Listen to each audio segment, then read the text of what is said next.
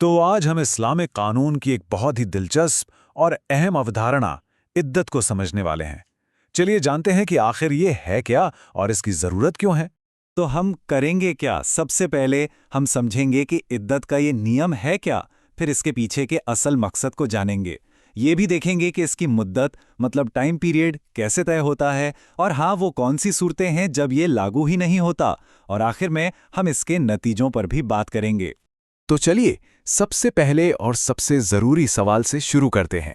आखिर ये इद्दत है क्या, और इससे भी बड़ा सवाल, ये पाबंदी लगाई ही क्यों जाती है?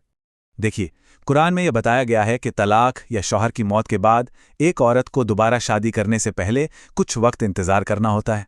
बस इसी इंतजार के वक्त को इद्दत कहते हैं। पर सवाल तो अपनी जगह है कि इस इंतजार की जरूरत क्या है। आज हम इसी क्यों का जवाब ढूंढने निकले हैं। इस पूरे नियम की जो बुनियाद है ना, वो बस एक ही उसूल पर टिकी है। अगर वो एक उसूल समझ में आ गया तो समझिए कि इद्दत से जुड़ा पूरा का पूरा सिस्टम अपने आप साफ हो जाएगा। एक बात साफ समझनी होगी कि इद्दत सिर्फ कोई पुरानी रस्म या परंपरा नहीं है।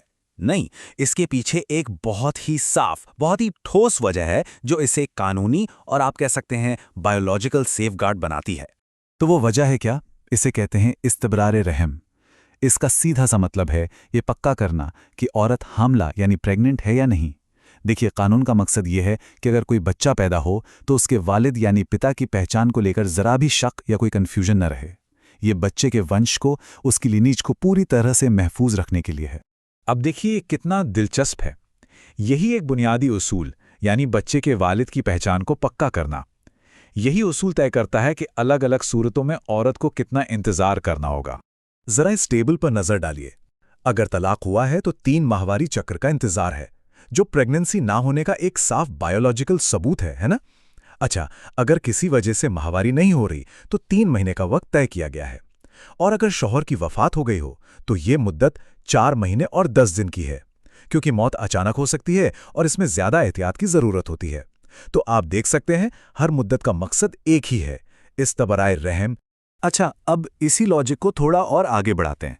सोचिए, अगर कानून की जो बुनियादी वजह है वही मौजूद ना हो तो क्या होगा? सीधी सी बात है, फिर वो कानून भी लागू नहीं होगा। और देखिए, कुरान खुद ही इसके 2 बड़े साफ एक्सेप्शंस बताता है। पहला, अगर शादी के बाद जिस्मानी ताल्लुक बना ही नहीं तो प्रेगनेंसी का तो कोई सवाल ही नहीं उठता, तो फिर इद्दत की भी जरूरत नहीं। दूसरा, अगर बच्चा पैदा हो जाता है तो वालिद की पहचान तो वैसी तय हो गई, तो इद्दत वही खत्म हो जाती है। ये दोनों बातें साबित करती हैं कि ये कानून कितना लॉजिकल और प्रैक्टिकल है। और एक कानूनी कहावत है जो इस पर बिल्कुल फिट बैठती है, जब नियम की वजह मौजूद ना हो तो नियम खुद ही मौजूद नहीं होता। तो ये जो अपवाद हैं, ये कोई कमियां नहीं हैं, बल्कि उसी तर्क के लॉजिकल नतीजे हैं। अच्छा, तो इद्दत का मतलब सिर्फ औरत पर पाबंदी नहीं है। नहीं, ये उस दौरान साबिक शौहर पर भी कुछ बहुत अहम जिम्मेदारियां डालता है। और इसके पीछे भी लॉजिक बिल्कुल वही है, क्योंकि ये इंतजार की मुद्दत शौहर के मुमकिन बच्चे की पहचान के लिए है। इसलिए इस दौरान औरत के रहने, सहने और खाने पीने का पूरा खर्चा उठाने की जिम्मेदारी भी शौहर की ही होती है। और हाँ, वो उसे घर से निकाल भी नहीं सकता। चलिए, अब आखिर में एक बहुत जरूरी बात समझते हैं।